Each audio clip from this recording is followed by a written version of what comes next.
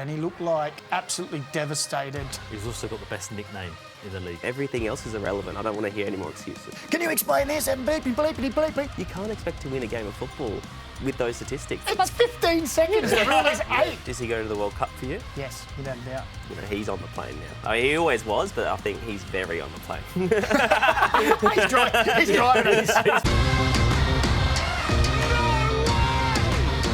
Oh, that is special.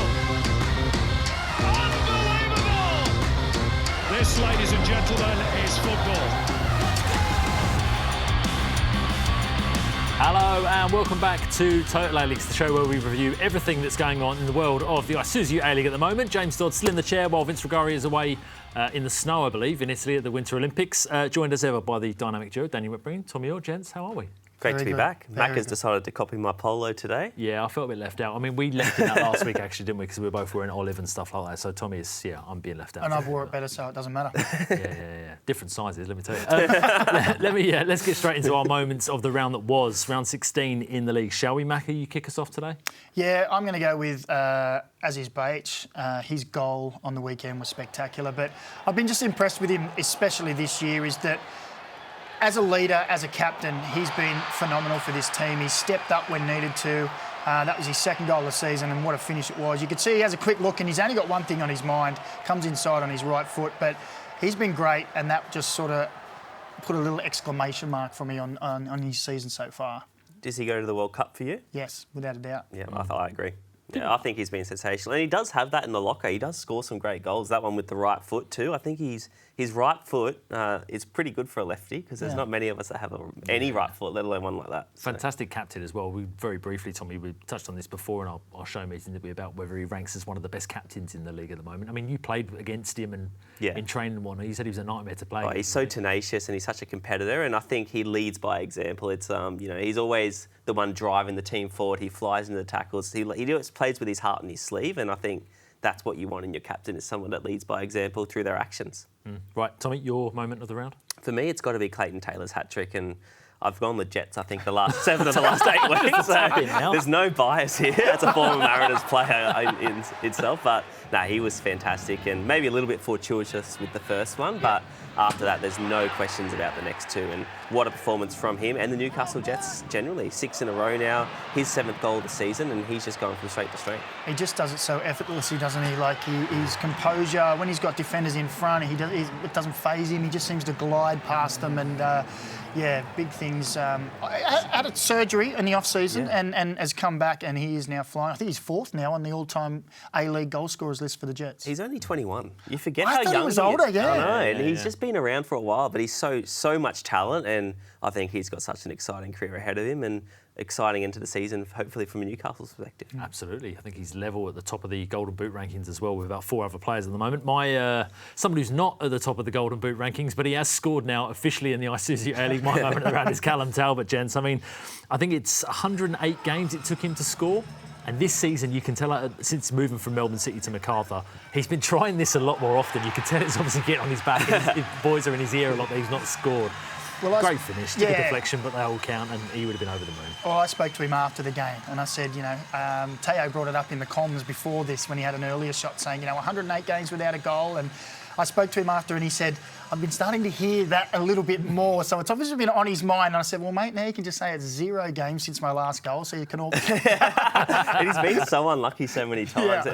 Goals ruled out or maybe been offside or he's hit the crossbar or whatever. But he was so good in this game also with the assist for Dukey before that. It was pretty disappointing for MacArthur in the first half, but I think he was the catalyst for them kind of turning things around in the second half for sure. Yeah. He's also got the best nickname in the league as well. He's called Squid. Yeah. You know why? Because his name is Callum Murray. Nice. That's a great nickname. That's great. Took Macca a little while to catch on there. Let's talk about someone who's not in great form at the moment, shall we? It's another defeat for Brisbane Roar at the weekend. That's now 6 losses in their last 7. Now, we're going to break this into 2 segments with Brisbane because on the pitch it finished 2-1 to the Central Coast Mariners. The Mariners getting revenge for that New Year's Eve defeat to Brisbane. Yeah. We'll come on to Michael Valkanis in a minute, but Tommy, the simple question is, why is it going wrong? Why have they fallen off a cliff in terms of their form? What have you seen that you can put a finger on and why it's not working for Brisbane? Well, I think if you look at it from a tactical perspective, I just think their approach to the game is a little bit negative. I think they're going out. They're a team that's kind of set up not to lose rather than a team that's being proactive to try and win games of football. And you can look at multiple things, but I think when is the last time you can remember Brisbane having sustained pressure and sustained possession in the front third of the opposition's half? And it's happened very few times this season. And it's a team that fundamentally just isn't set up to do that. I think if you look at the team's starting positions, they're all quite negative. They've kind of got one eye on defence while they have the ball, and that's just not the way to break down an opposition. There's not enough vertical threat. I think they play the safe option with their passes too much as well. So I think this is a team that kind of needs a shift in mindset and be a lot more positive and think, how can we get in behind? How can we break down this opposition defence and be more kind of proactive in that department? And when you look at all that, the stats at the end show that as well, because they've had, they're down the bottom end of the goal scoring charts. They're at the bottom of touches in the opposition box. They're down near the bottom for chances created. All these things for possession. Yeah, and 10th in possession. All these things are markers, are indicators that you aren't doing enough to create these things. And when you don't have possession, teams have gone through the whole season and won games, but they've been pretty clinical and decisive when they get to that front third. And I don't see Brisbane doing that too much. Also, when you look across, no J.A. Shea, Stage went out injured. Harrington, who was up the top of the leaderboard when you talk about players of the year, gone as well. But it has come crumbling down, and something needs to change quickly. And it's interesting as well because when you look, post the game, and a lot of the comments that come out of the camp are always around mentality and mindset and these things. But I think tactically, they're not learning their lesson in games. And I think that, 1 week, for example, they might only have 2 shots and they might only complete 250 passes.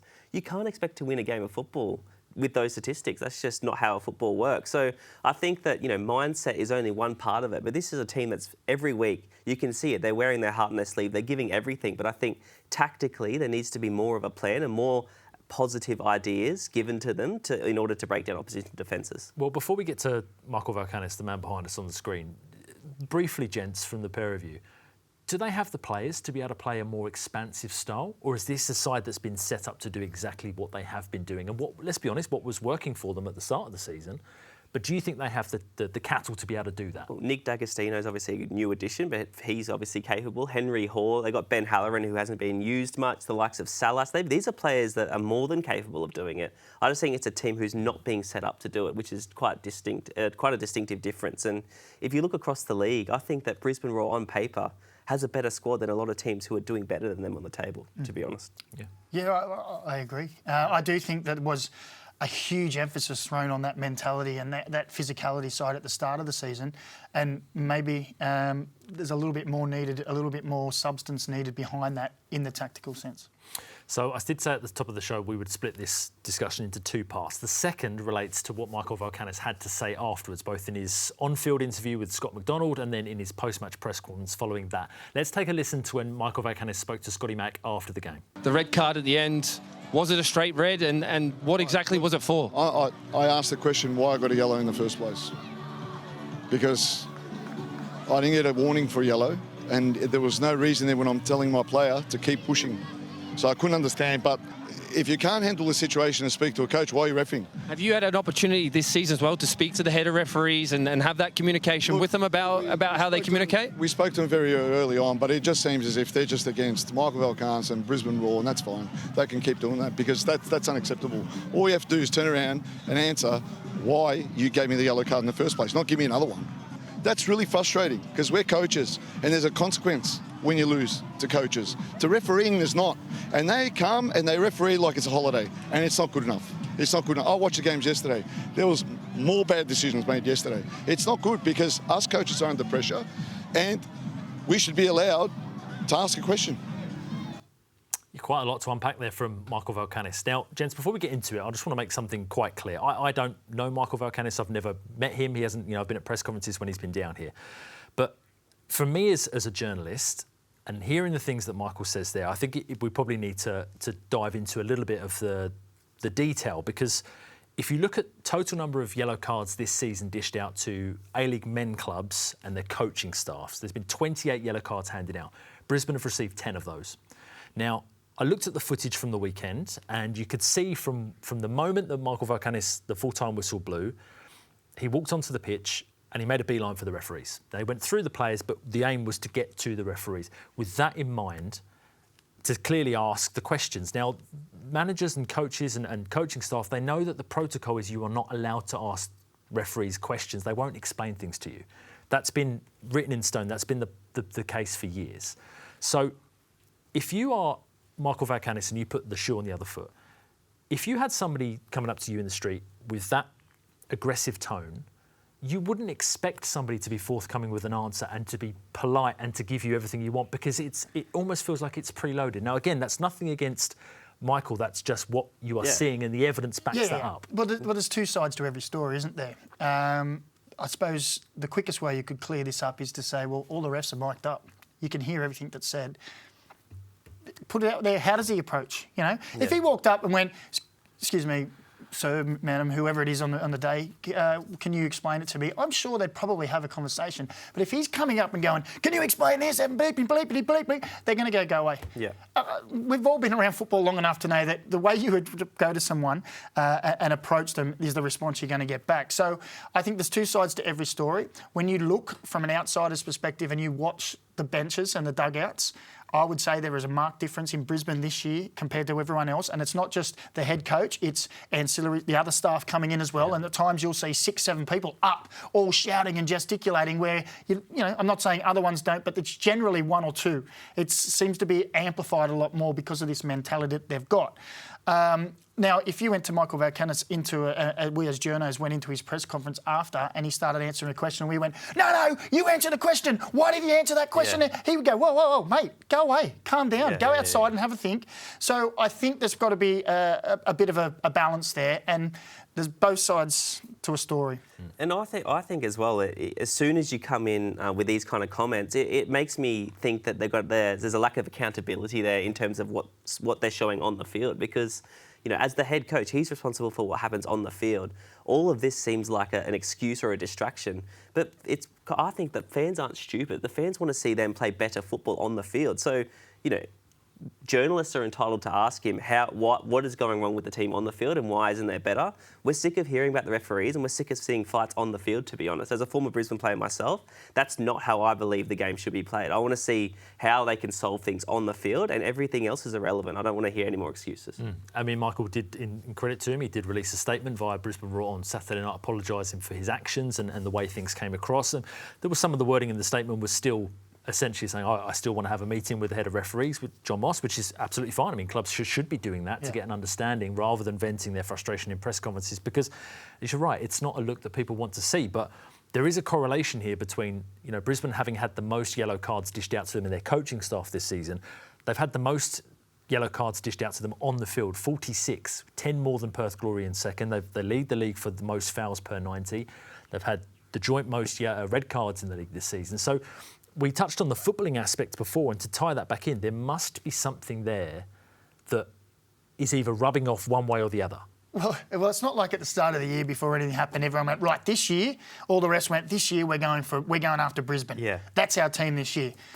There's things that have happened that force it to go that way. And, you know, to say that it's all the referees have this thing against us is we'll start having a little bit, as Tommy said, a little bit introspective and look back and go, why are they supposedly more against us or giving us more cards? Is it because of maybe our behaviour or the way that we're flying into 3 and 4 players into a scrap every game, that you're right, that we're now starting to go, here it is, here's this week's scrap, you know? Go and score some goals and win some games. Exactly. Yeah. Well, talking to Brisbane Roar, they face Melbourne Victory this weekend. Melbourne Victory, of course, coming off the back of that impressive 3-2 win over Wellington Phoenix on Waitangi Day at the Cake Tin. Gents, Melbourne Victory up into the top 6 now, 2 wins in their last 3. They've had a few defeats, but what it is, it seems as though they're not drawing games. Yeah. You know, they're either losing or winning, and they're picking up points either way. And this was a good performance from Melbourne Victory. I think, Dave, this was a really important game for them because we've spoken so much about how inconsistent they have been. We saw the performance in the Big Blue, and then the next week they lost on the Central Coast. And this was a really important game for them to try and, you know, establish some form of consistency. But I think if you look at the form of their front third, and obviously that was a big problem area for them earlier in the season, but Valou played such a well-taken goal in this game as well, and he looked like he's getting somewhere back to his best. But I think for them as well, it's just so good for them and so many good signs for them to see in the front third in terms of things kind of clicking together. Yeah. Durigo, good goal, but apparently injured as well now. And is it long-term injury, which is a big thing, because as much as we spoke about Valupale gave him that shift in momentum when he came back in, I think Durigo was just as big, if not a bigger part of that. He's been really, really good for them in the midfield, and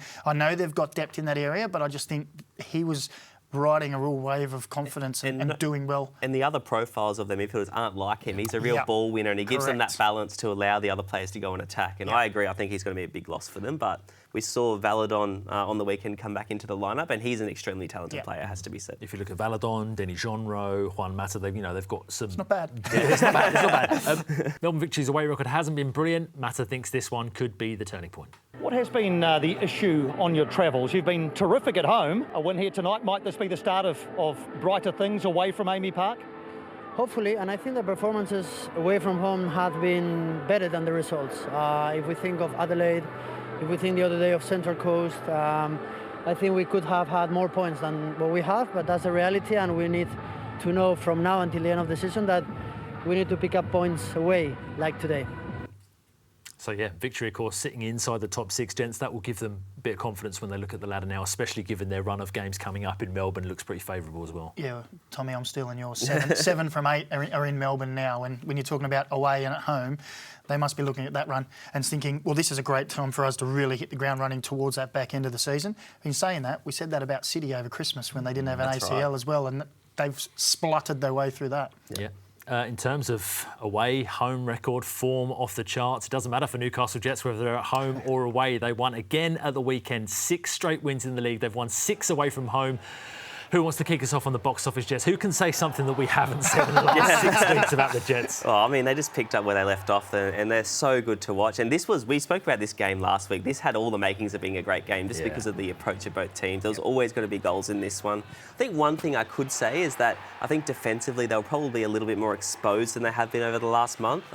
Adelaide were pretty unlucky not to, hitting the crossbar twice in the last 5 minutes of this game. Maybe not to pinch a draw at the end, but at the same time, every time Newcastle attacks, they look like they're going to score. There's so much fluidity in their front third, and obviously Clayton Taylor stole the headlines this week, but last week it was Eli Adams, week before Lockie Rhodes. They've just got so many players performing at a great level. Yeah, it's hard to look across their squad at the moment and say a player that isn't performing at a decent level. Everyone seemed to be riding that wave, and the high tide raises all boats, where they're all floating on air, and you just look at them every week and think, who's going to stop them? Yeah. Like, they are so good and so entertaining, and you're right, they were a little bit more open and probably rode their luck a little bit defensively this week, but they've been so good at that as well in the past nearly 2 months that at the moment, I think they're favourites to go all the way and win the Premier's Plate. How I'm fully aware that I'm asking this question of 2 blokes who didn't like defending during their time, but if you look at the issues they had, let's say 2 seasons ago, they were conceding a lot of late goals and they were a young team then. Do you think that those experiences have also what's helped shape them, and they've become a little bit more, I know they've conceded quite a few goals this year, but they've become a little bit more resilient in helping see games out when they've needed to? Well, I think so. Also, the way, if you notice, there is almost like no game management. When you're up 2-0 or 2-1, most teams will be like, whoa, walk and get the ball. I think Millsy's instilled in them the fitness and the drive. Their training sessions are so high tempo all the time that their game is that way, that they, instead of saying, well, we'll get the lead and then we can just sit on it and slow things down, the reason they're seeing games out and scoring goals late as well is the fact that they are so fit. Yeah. And that is just their mantra. Every time the ball goes out for a corner, a throw-in, a free kick, they get it down, they move it, they want to get it in quickly. And that doesn't matter whether they're 4-0 up, 4-3 up, 2-0 down, it's exactly the same. And I think that in itself, that mantra of having that mentality makes them go, well, we can be better for 95 minutes. We don't care. Yeah. You're not coming for us at the end because we'll still be better. And also think about, if you're playing against a team that's doing that for the first 60, 70 minutes of games, even if they're only 1 goal up, the other team has just been chasing shadows for 60, 70 minutes. So they've got nothing. They don't have that extra gear to go back to get back into the game. So I think that is very much an Ange kind of philosophy that Millsy's taken, is play the game, not the scoreboard, and they take it to the nth degree, and so far it's paid dividends. Somebody who played the game and found himself on the scoreboard 3 times at the weekend was Clayton Taylor. He spoke to Paramount Plus after the game. What about the way that Newcastle, the city, is getting behind you? Because it's been a long time since we've seen the stands full in Newcastle. What is that like as a player? Yeah, it's the best feeling playing in front of your home fans. I think we got 12,000 last week to the game, which is the most we've ever had in, I think, close to 10 years at McDonald Jones, and I think it really lifts the team to another level, having that atmosphere and the crowd behind us. It's like a 12th man. Has Millsy let you have a beer yet? He used to like a beer after a win. You've got 6 in a row. You're going straight to Perth. Is he going to let you have a little one maybe tonight? It's pretty hot. I'm not sure. You have to ask him, but, we'll be focused on getting 3 points over in Perth as well. Yeah, fantastic stuff from Clayton Taylor and the Jets. So they head to Perth this weekend. 6 wins in a row. That's more than Barcelona managed in a row. The record is the Wanderers with 10. Will they be talking about that, realistically? I don't think so. They won't. I think, one game at a time. The reason they won 6 games in a row is because they're not looking too far ahead. They're just looking at the next challenge in front of them. And I think that's, this is very much a media thing when people get caught up in those kind of discussions. I don't think internally that will even cross their mind. So, but I must say, I think looking at this game in Perth, I think Perth will take some kind of hope or optimism out of looking into this game, because the transition in the last kind of 2 or 3 games with Perth, the likes of Kolakovski and Kaczarski have looked very dangerous to them, and Newcastle did look a little bit exposed by Adelaide, especially in transition in that last game. So I think there is a little bit of hope for Perth in this one, but at the same time, Newcastle will go in full of confidence and will take some beating, I think. Yeah, Friday night at HBF Park, it promises to be a good atmosphere at the ground. Perth were kind of been a bit of a stop-start stuttering form at the moment. Adam Griffiths wasn't particularly happy with the nature of the performance against MacArthur, and Philip Curto doing that made you kind of feel as though he thought they were quite lucky to get away with a point, really. How do Perth cause them problems, the Jets, on Friday, especially if we're not sure if Tom Lawrence and Adam Taggart are going to be playing, Macca? Well, Perth in the first half were actually pretty good. Yeah. It was their second half where it just dropped off, and they came out with a real defensive energy that I could see, if they could manage that for 95 minutes against the Jets, could really stifle them, because they were really in the face of MacArthur players, and at half time you're like, wow, they look really good. Can they sustain it? The answer was no. They came out the second half, the intensity dropped off, substitutes came on, probably, sometimes when it's hard to get into a game and they didn't quite get up to the speed, and they were lucky to get a point in the end, but they were great. The problem is that I don't think they can go 95 minutes with the Jets. When you look at also the players the Jets can bring on, who are creative as well, they've got a pretty good bench that when you look at that and think, well, they're going to cause problems as well. I just think, as we touched on before, that 95 minutes of full Jets go with the afterburners on, I'm not sure Perth can hold it. Adam Griffiths was, of course, a member of the Jets team the last time they won the title. Let's have a listen to the Perth boss, shall we? This is his post-match press conference. Yeah, today I thought, especially that last 30, we weren't good enough in wide areas. We have to be better. You can't rely on your defence to block shots and clearances and the post, right? We have to be better in those wide areas. And that was, for me, that was the disappointing thing. And we're going to have to work very, very hard to perform at a high level against the Newcastle Jets. I mean, Adam Griffiths there, I suppose, gents, he will know deep down that Taggart and specifically Tom Lawrence, Tom Lawrence has been such a good signing for Perth this season. They will change the complexion of this Perth team. Whether or not they're fit, again, he said in his post-match press conference that it's a foot injury for Tom Lawrence. It was a glute issue for Adam Taggart. I mean, you boys have been experienced enough with injuries. It sounds as though he's not overly confident they're going to be back for this one. Does that massively diminish their chances? Yeah, they're both quality players. But then you look at the likes of Kolakovski might get a start. Kaczarski might get a good run of minutes as well. Lockie Wales is there. Lockie Wales, they do have quality players there. The only problem is with those players is they're so underdone with minutes because they're coming back from injury. So that, again, it just emphasises what we talked about before. And he mentioned wide areas for a reason, because that's where Jets destroy teams with their movement, their movement off the ball, their quick ball movement, and that's where they're going to cause heaps of problems. So I think he realises the task ahead, and I'm sure he will be drilling that into the players this week. And I think as well, when especially in the context of Reece Bozanovski departing as well, there's a real lack of leadership, especially in the light of maybe Tom Lawrence and Adam Taggart being out. So I think in that second half on the weekend, the lack of leadership on the field was a little bit of an issue for them. But I think, another week on the training ground, I'm sure they'll be looking at ways they can stifle and frustrate the Newcastle Jets, which Sydney FC also managed to do early this season. I think that template of really frustrating the Jets, making them overplay and then using their speed on the counter-attack, I think that is the weapon, or that is the approach that Perth will take into this game. We'll find out what happens on Friday. Next up, Adelaide United. Now, the Reds obviously coming off the back of that disappointing loss to Newcastle at Coopers on Sunday. Craig Goodwin. It's been confirmed now that he's out, gents, with a groin injury, a serious groin injury. You can see it happening here at the top of the picture. Trying to jostle past someone and he feels it goes straight away. He's going to be out for a minimum 10 weeks. Adelaide have 10 games left in the season.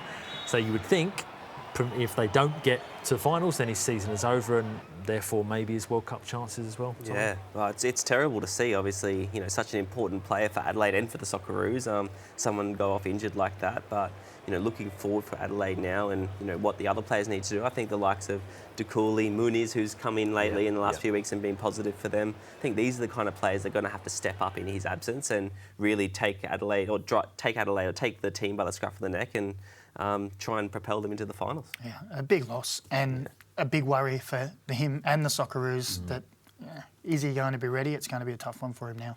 What would you have ranked his chances of World Cup selection based on the form so far this season? I know we spoke about Craig Goodwin on the show maybe 4 or 5 weeks ago and being in that conversation, but would you have said that you think, given his heritage as a Socceroo and his kind of the fact that Tony Popovic has picked him before, would have meant that he was a safe pick for that squad? I think it was touch and go. I think he probably would have been picked also because of, I think we spoke about it, but his set piece ability and his general leadership in the team. I think he probably would have gone, but this isn't the same Craig Goodwin that you've seen in seasons gone by in the A-League. So I don't think it was as sure of a thing as people thought it was at the start of the season. So it is a huge loss for Adelaide and for the Socceroos, but I'm sure he'll have his full focus on getting fit and seeing if he can get fit in time. Yeah, fingers crossed for that recovery, Craig. We're all with you. Let's talk a bit of transfer, shall we? The transfer window closed on Tuesday evening, February 10th. Gents, we've talked a lot of transfers as part of our eToro transfer wrap. The window's now closed. There was some deadline day business, shall we? Apostolos Stamatolopoulos going to Sydney FC. Now, I don't think a lot of people saw this one coming. Got word yesterday that Sydney were bringing 2 in. Didn't know that Stammer was going to be one of them. Maka, this could prove to be a game-changing signing. Ironic that they're showing him in a Jets shirt, who is going to be probably one of their main rivals for the Premier's plate. That I think it's a great signing. I'm shocked that he came back because his team over there is doing quite well. So it was hard for him to break in. And I spoke with him earlier in the season. He said he's really enjoying life over there. The coach was really good, but he had been in and out of the team, and I think he just wanted consistent footballing. And I think the goal scorer, the number 9 that he is, I thought when he was playing for the Jets, he was our most rounded number 9. Yeah. He had it all in his locker. And if he can come back and find anything near that form for the rest of the season for Sydney, not only will it boost his chances for the World Cup, but it's going to boost Sydney's chances for silverware. And he scored 6 goals in Scotland this season, so it's not like he's been sitting on the bench and not contributing for his team. And you just touched on it, how rounded he is as a striker. I think not only is it the goals, but it's his ability to bring others into play. And we know how many good creative players Sydney FC has. I think his kind of profile of striker is perfect for them. And I think Campuzano might have to settle for a place on the bench potentially. Yeah. He's got 6 goals, 2 assists in 19 games this season. So similar to what we mentioned with Ryan Fraser, Macca coming in, he's been playing football. He's not been on the bench for 15 games in a row. He's actually been getting minutes as well. Sydney were busy on deadline day. They brought in Ahmed Arslan as well, Turkish-German attacking midfielder from the German 3rd tier, I believe it is. So, look, 31 years of age. He's got a decent pedigree about him.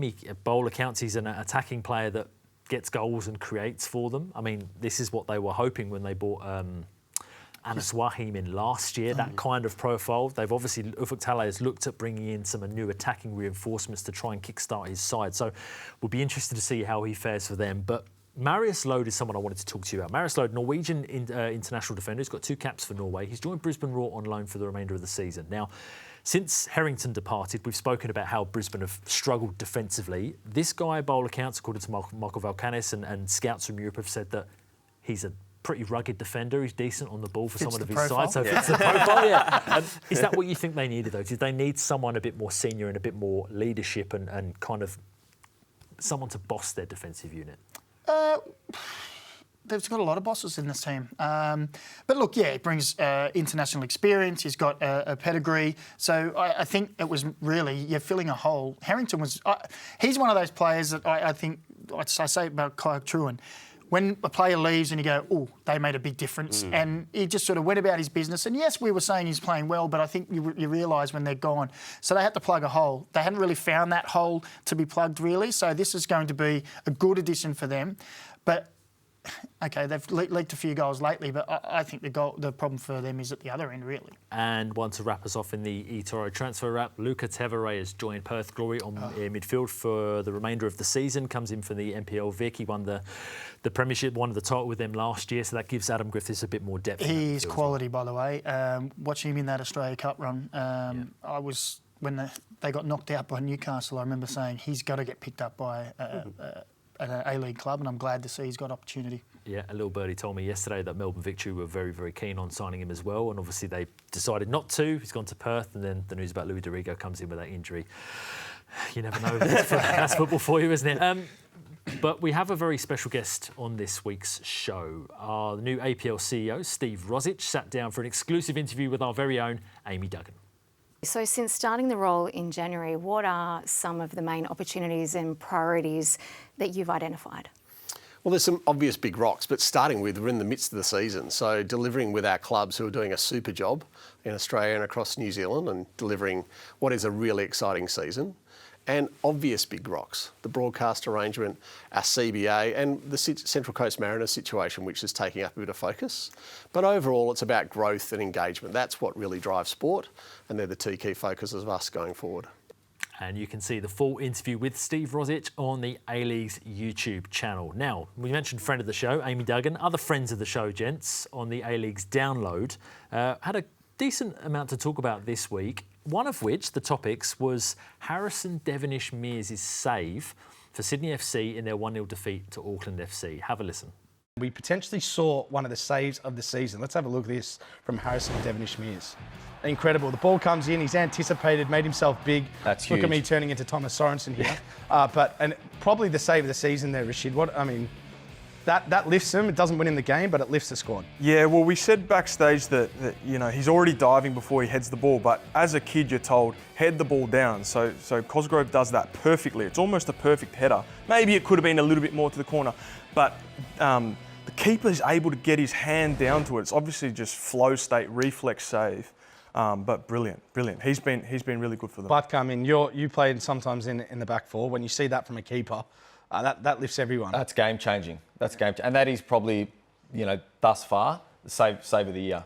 I challenge any other keeper to beat that save. Well, the challenge has been laid down by Norman, the download team. Our social gun, Nalin Masou, joins us on set. Nalin, I believe that's where you want to kick off, because I think we can all agree there's been some good saves this year. Do you reckon that's the top from Devenish-Mears, or are there contenders? There's a massive contender. I think, shout out to Newcastle Jets, James Delianoff. I think early in the season, he's certainly improved since then. And Macca, you were calling this game against Wellington Phoenix a triple save. So he cleared the cross and then boom, boom again. That's surely in the running for save of the season so far. Saves it. The save. Although he does cause it by flapping it across in the first one. Macca? That was decent. Reserved on that one. Yeah, I think Devenish-Mears was better. I agree. Really? I agree. Just the reaction, he kind of predicted where the ball was going to go and moved his hand down. Yeah. He's been sensational, Devenish-Mears. I think he's probably been Sydney FC's standout player since Joe Lolly got injured. What a turnaround from him. And me, saved the season. And the fact that Normie said it was game-changing and they still lost 1-0. For me. It would have been 2-0. Bear in mind, this is someone in Harrison Devenish-Mears' last year who had an unfortunate nickname. I'm not going to say it because it's not fair on him, but people know what that nickname was and that was given to him by fans last year because they didn't back him on the pitch. His turnaround has been pretty impressive, right? Harrison Devenish-Mears, unbelievable. From what he was last year. I think unbelievable, and it goes to show in that position how much a bit of confidence can do. And I think now as well, he feels like he belongs in that team as well. And I just said it. I think he's been probably with Joe Lolly when he's been available, the standout player for Sydney FC, and they owe him a lot of credit for where they stand on the table, I think, because he saved them a lot of points and obviously a lot of goals conceded. Is he leading the race for Goalkeeper of the Year so far? Because there are other contenders. You've got Redders, Pat Beach kept the most clean sheets so far this season. So who do you think? Joshua Schmidt's Adelaide's been pretty good as well. Yeah, I think I'm going to go with Harrison. At the moment, I'm going to go with him. They are good contenders. I think Redders, in a team that's been struggling down the bottom, has been called on a lot, but Yeah, Devenish-Mears' presence. I still think of that one where he stood up strong and he copped one to the face.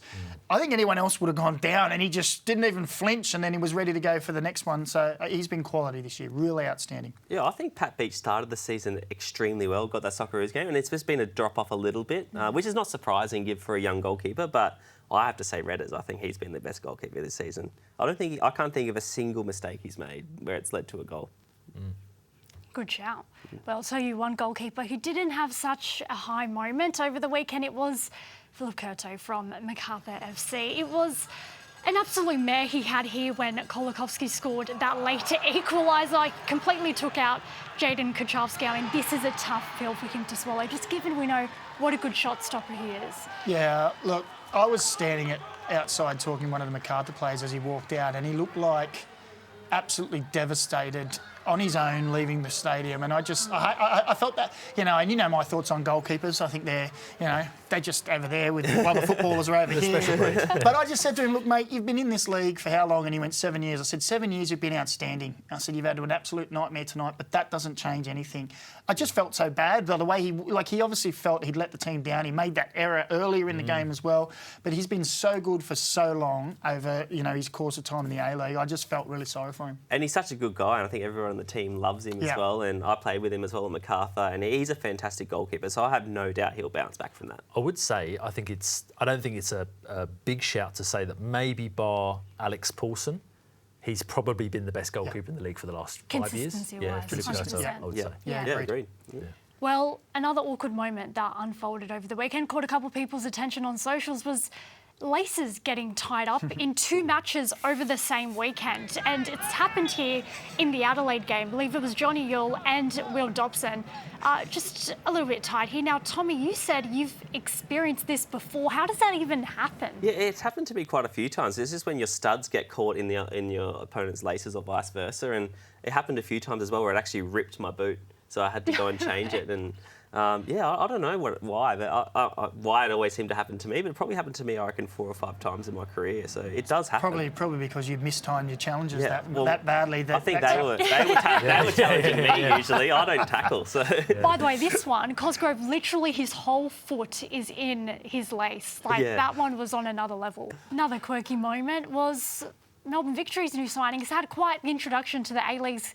We had our very own hand of God moment over the weekend.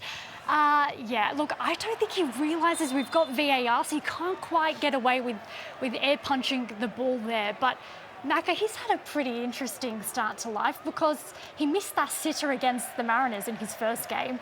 Then he got an assist, then this moment here. Not too sure what to make of it so far. No, we'll probably have to wait a couple of more weeks to find out where he sits on our little standings, but at least he's making a name for himself quickly. There you go. There's one way to announce yourself to the competition. Well, let's finally wrap it up with an interesting talking point that happened in that Macarthur-Perth game. It's the first time we've seen that 8-second goalkeeper rule be implemented. So the referee, Alireza Fagani, punished Sutton for holding the ball for too long. So let's have a look at how it all unfolded.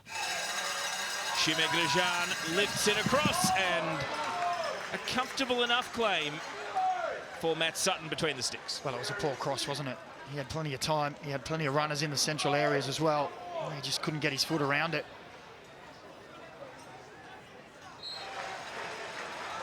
Well, would you believe it? The referee, Alireza Fagani, has said Sutton has held onto the ball for 8 seconds, and it's going to be a corner kick. I do not recall having seen this new FIFA rule being paid yet this A-League men's season. I think it is the first. It is the first, Macca. And what wasn't shown is actually the time code in that game. It was in the opening 3 minutes, so I think that needs to be considered. Is this a fair implementation of the rule, or do you... Yeah, because it's in the opening 3 minutes. It's 15 seconds. The rule is 8. And we spoke last week on the show. We spoke about how everyone's taking too long. We just want the game to flow. So that's the perfect example. I must admit, at the time in comms, I didn't see Ali Rezi put his hand up. You know when you're not really paying attention? Maybe he put his hand up to count. But then I was like, at the time I thought, that seemed like it was pretty harsh, but it was twice as long. And fair call. Normally when the goalkeeper collects the ball instantly, they don't start the count then. They normally give him a little bit. They give him 2-3 seconds. Yeah. And then they start going, everything gets given to three, 4. I mean, to be honest, he could have just dropped the ball. He was under no pressure. Even when he was getting towards the very end there, he could have just dropped the ball. I'm going to have to disagree slightly because this is where consistency comes into play. I've seen goalkeepers hold the ball for much longer in latter stages of the game where it is deliberate time wasting. He's not time wasting then in opening 3 minutes. It's 0-0. Do you know what I mean? You have a point. It should be applied consistently, but I'm all for it. So if that's the new precedent, great. Yeah, but I suppose it is a good sign that we're 16 games in, and that's the first time we've seen it. The goalkeepers are clearly paying attention and they're actually following it, which means the games by and large are being sped up. Yeah. So this will serve as a warning sign. So hopefully it is a positive. But your feel-good story for the week as well. Aussie abroad doing well. Touré, shout out to Adelaide United product. He scored a hat-trick on his starting debut as well for Norwich City. It was against Oxford. Good to see him doing well. I mean, we always love to see our 4 goals in a game in a tiny little bit. It's not a bad start. In a tough league. Lots of Aussies there as well, and I think he's got, he's on the plane now. I mean, he always was, but I think he's very on the plane. he's driving. He's fine. Even if it was against Norwich and not as an Ipswich boy. Oh, no, you've got to be objective around these things. Nalin, whilst we've got you, fixtures this week, what catches your eye? I'll give you the honours of starting off. Wanderers, Wellington, Perth, Newcastle, Melbourne Victory, Brisbane, Sydney, Adelaide. What takes your fancy? Well, we filmed our tips for Sydney, Adelaide. I think don't sleep on this game. Don't sleep on the Reds as well because they hit the woodwork a couple of times in their loss over the weekend. So I'm keeping an eye on that game, Sydney, Adelaide. I'm going to pick Melbourne Victory, Brisbane. Kids go free for this game if you're of the Melbourne Victory persuasion as well, which is a very good initiative by the club. Get a good crowd in there for that game. It's also, Michael Valkanis is going to be banned for this, so it's going to be very interesting to see kind of what reaction that has on the side. He's obviously served a game suspension already this season for being sent off, so it'd be really interesting to see how they perform in this one. But you would think, given the current form lines, that Victory are strong favourites in this. Tommy, what fancies you? Yeah, I think the Wanderers against Phoenix, I think it's now or never for both of these teams, and I think anything but 3 points for either one, and they can pretty much say goodbye to their finals chances. I think it's getting to that point of the season. So, Wanderers at home, I think they'll be wanting to get 3 points. Yeah, Macca? I'm working that game, yeah, but I'm on Jets Watch now